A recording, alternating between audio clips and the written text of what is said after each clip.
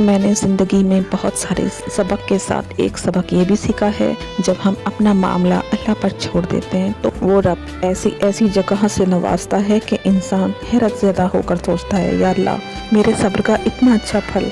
और लोग सोचते हैं कि जिसने बुरा किया इसके साथ कुछ हुआ ही नहीं, ये नहीं देखते कि अल्लाह हमें इसके बदले दुनिया में क्या क्या दे रहा है। और जहाँ तक बात है मकाफाते की, तो अल्लाह बेहतर जानता है कब किसको क्या सबक देता है। सिर्फ एक बार दिल बड़ा करके अपना मामला अल्लाह पर छोड़ कर देखो।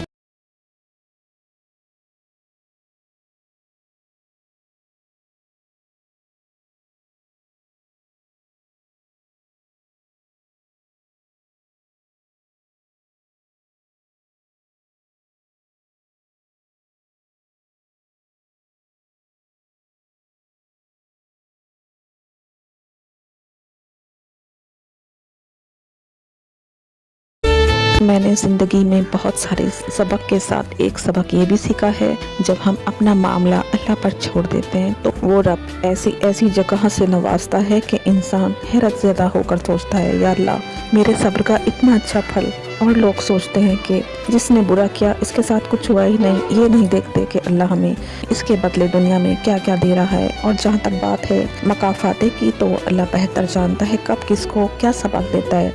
सिर्फ एक बार दिल बड़ा करके अपना मामला अल्लाह पर छोड़ कर देखो।